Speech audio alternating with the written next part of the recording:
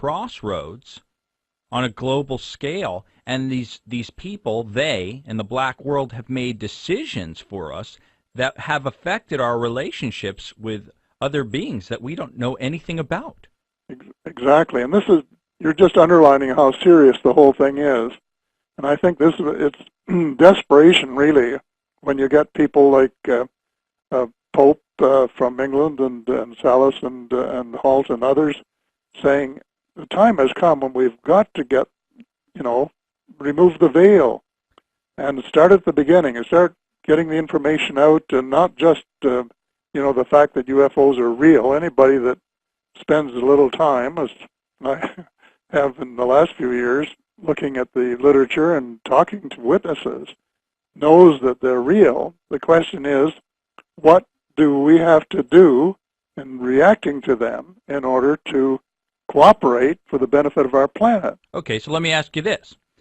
Salas comes forward. They do the press conference. Folks, if you haven't seen this, you better get on YouTube and watch it, or go to any of the major news networks. They covered it, okay? But what they didn't do, Paul, which drove me nuts, unless I missed it, the next time there was the press secretary there for the Obama administration holding a press conference, as they do the daily briefing, why didn't anybody from the press corps ask a question about this? Are you going to respond? Do you have a reaction? Are you going to have a hearing? Are you going to have an inquiry?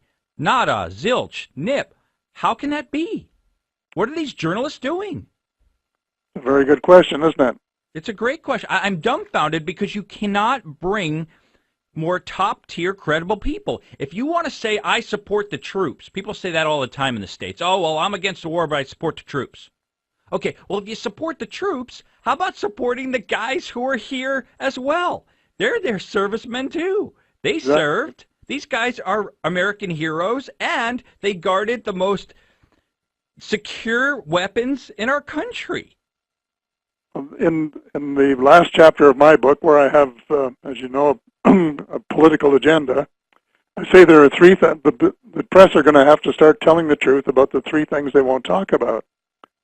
And they are the extraterrestrial presence and technology, and the banking system, the way that the whole world is being ripped off by privately owned banking consortium, monopoly, if you want to put it that way, worldwide, that's been going on for 2 centuries, and making slaves of all the people and putting them out of their homes and off their farms and so on.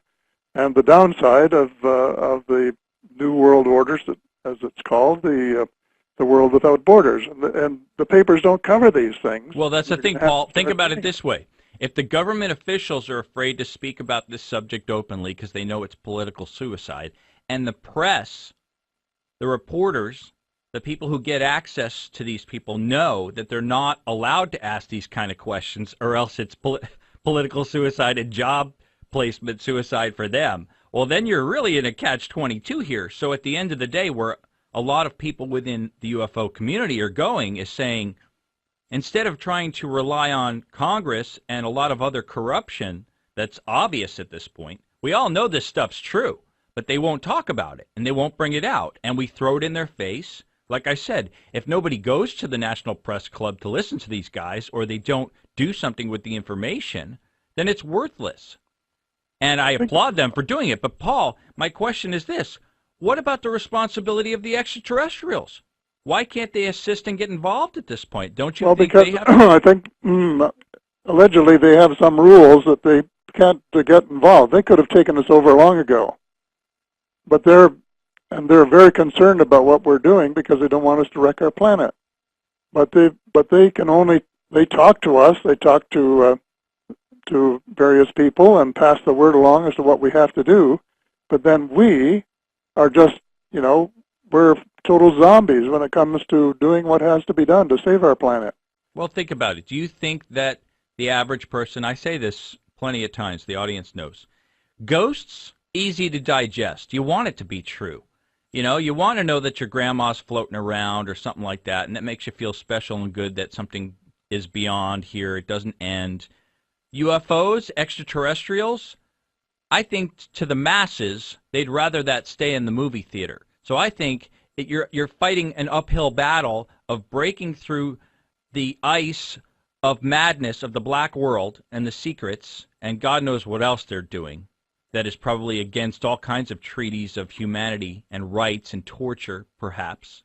I'm just throwing stuff out there. It's an uphill battle, but I do hope that a lot of people will want to read Light at the End of the Tunnel, because I think everyone should read it if they're genuinely concerned about the future of our world as a place for their grandchildren that would make a hospitable home for them.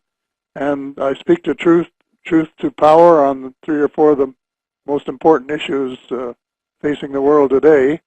And I think we just have to keep pushing and pushing and pushing. And I applaud people like the Colonel and others who have decided to go public, because they're getting more mainline press now than they did before. So little progress is being made. Progress is being made, without a doubt. What we want to know, it's not like the old days. I told somebody this today. I was having coffee with Paul. You could bring 60,000 people down to Area 51 and say, we want entry. We're going to get entry right now. You know what would happen? They get vaporized in about 5 minutes from a drone or some other sort of technology. It's not like the Boston Tea Party anymore. No. In old days, revolutions would bring about change, physical revolutions.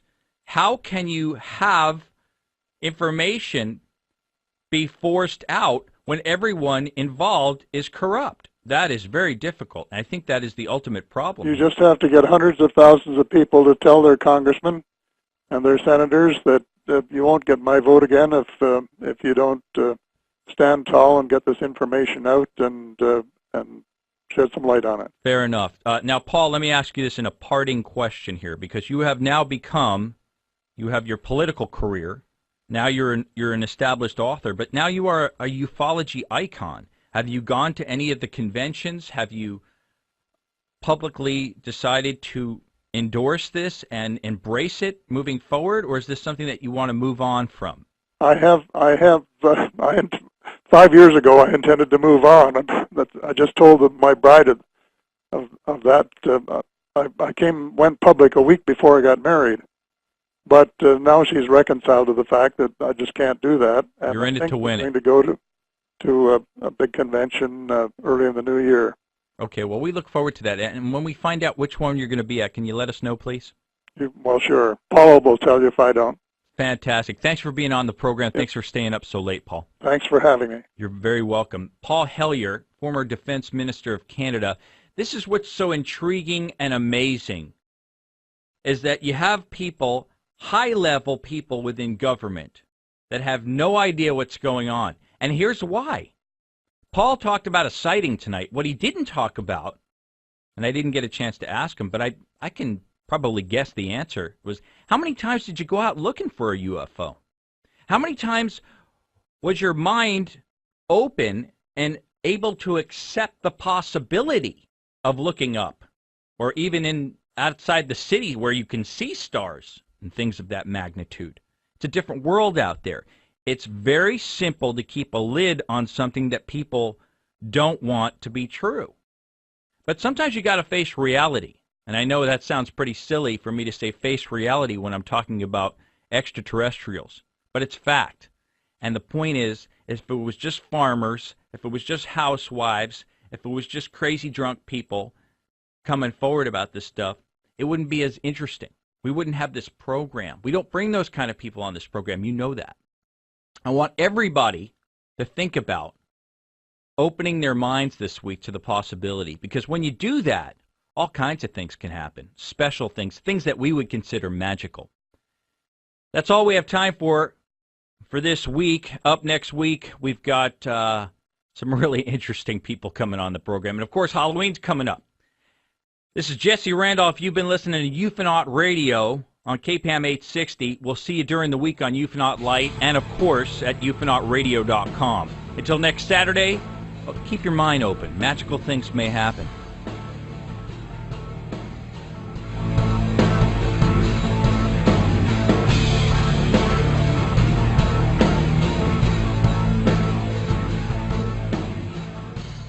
We've got to remove the veil. and start at the beginning and start getting the information out, and not just the fact that UFOs are real. Anybody that And these people, they in the black world, have made decisions for us that have affected our relationships with other beings that we don't know anything about. Exactly, and you're just underlining how serious.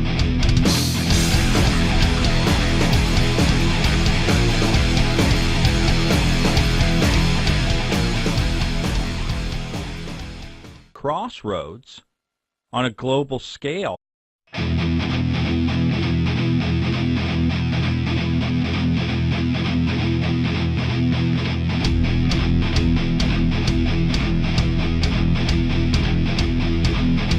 Serious the whole thing is, and I think it's desperation really when you get people like Pope from England and Salas and Halt and others saying the time has come when